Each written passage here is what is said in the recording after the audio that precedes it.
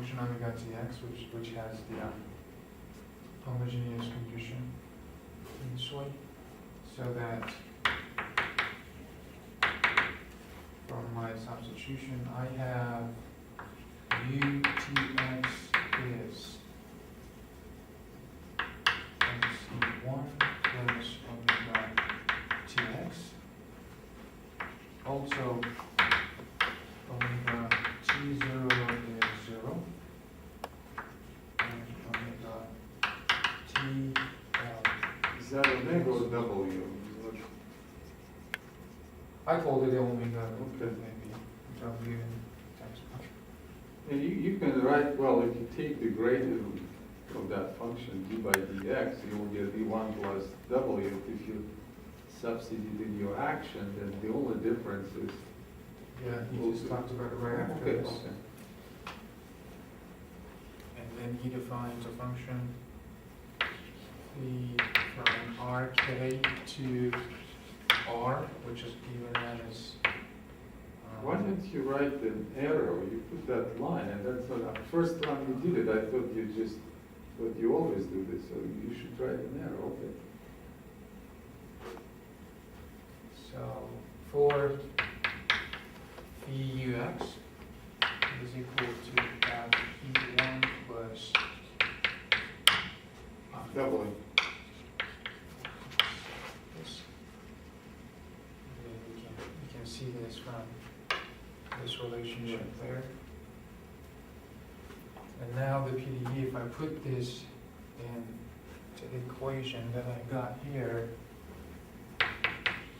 then the equation becomes omega t minus double prime x equals to 0. And what he did was to expand phi at omega x equal to 0 and take the first three terms. Let me just point out, if f is quadratic, then phi is also quadratic, so it isn't really, just change of those coefficients, that's all it is. And then expanded it at ux equal to 0 and write it as phi 0 omega x equal to a0 omega x plus a0 omega x and omega x. Again, a0, v0, and e0. So what is phi 0? What does 0 mean? This one. Yeah. This is the expansion of this function at ux equal to 0.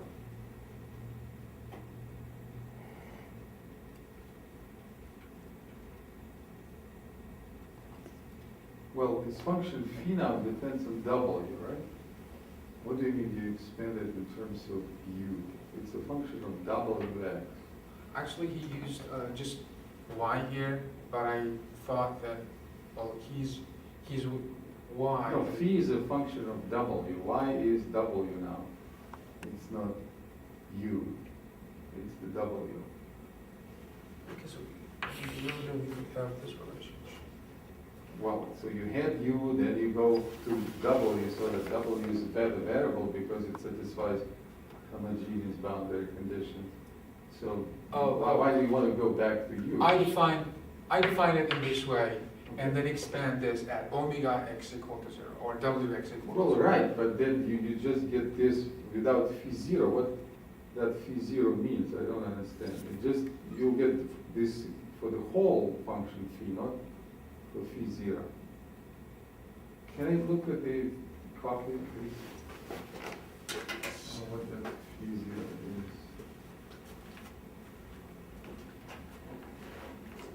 Well, now he forgets that it was quadratic. Okay. So now he goes back. Well, this was just to say if f is quadratic, then you get this equation. Okay, now he forgets about it, and f is now arbitrary. If f is arbitrary, then phi is arbitrary. And then if you expand it then of course you get this up to quadratic terms. Then we'll get this part. Okay, so basically phi is equal to that plus terms cubic in W that he kind of neglects. Okay. So phi 0 is just the first three terms of the Taylor expansion. Yes, and then he put it back into the equation, and he got the equation and gt minus a0 x Yeah, we'll get the same equation. Yes. I just wonder, why did you put 1/2 there and not here? What's the difference? If you put 1/2 a here, you get no 2 here, then this is the same equation. Yeah, I thought it, well, this one and this one actually boils down to the same thing, but here he was specifically assuming that this function is quadratic. Well, But there, he was expanding it, and it comes from the Taylor expansion. Well, if this is quadratic, I could still write this and then forget about this is quadratic. It's just the name of the matrix A. So anyway, you get that, and this is the only difference. It's not U, it's W over there. That's the first one.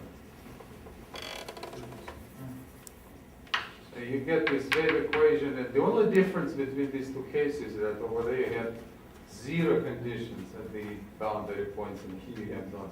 That's the only difference. And this is saying you can take a quadratic approximation to any nonlinear function. No, what do you mean you can take? This Well, is approximation, it's not exact equation. Yeah. This is just an approximation. Well, let me. Right. Well, look here. This is exact equation. Okay, and then you do this. You say phi is equal to phi 0 plus phi 1. Phi 0 is quadratic. This starts from cubic terms. Okay, and then you bring this cubic on the right hand side because it's kind of small. And then you'll get this equal to phi 1. Well, probably it's not clear. Minus a0. So that's the linear part. That was the reason to separate the quadratic part. The right hand side will be nonlinear, so it will be phi 1 w x w xx. So that will be order squared. So that's a nonlinearity. So this is exact equation. That's the linear part.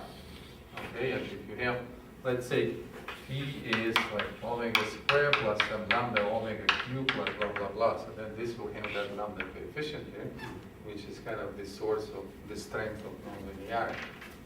But it just says that if you approximate it by quadratic function, then you get a linear equation.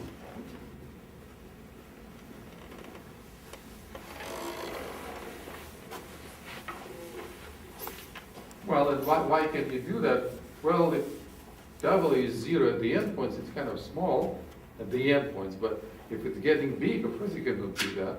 Nonlinear equations have completely different qualitative features than linear ones. I mean, they could go crazy. You could get all kinds of singularities and stuff, which you don't have for linear equations. So from here, from the approximated equation here, and he went on saying that the constant matrix A0, if it is positive, definitely positive, then we can diagonalize that, and then it has, Well, you can diagonalize the matrix even if it is not positive definite. The only thing you need is that it is symmetric.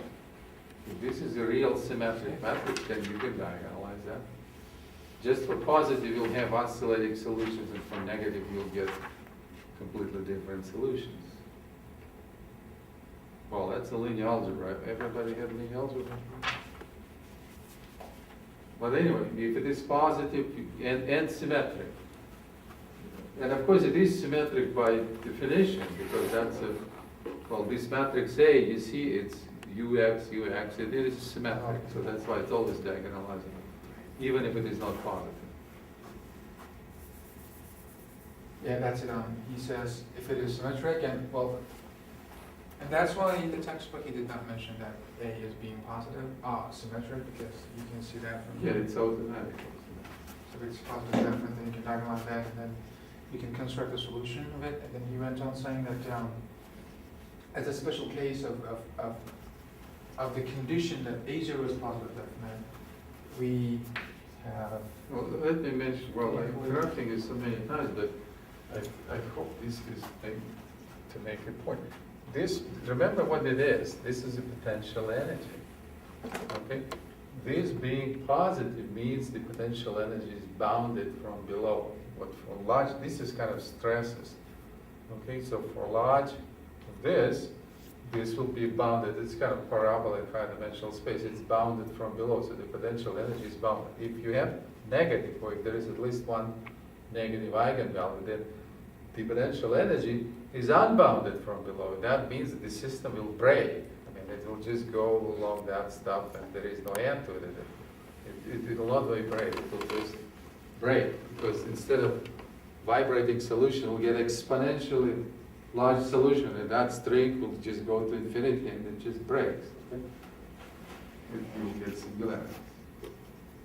So in the condition, we also, as a special case, we also have the wave equation that we are familiar with. Let's see, coefficients, constants there. So this is for, C is constant, right? It's not a matrix. This is one-dimensional One-dimensional. constant coefficient, traveling wave equation, and then it has the solution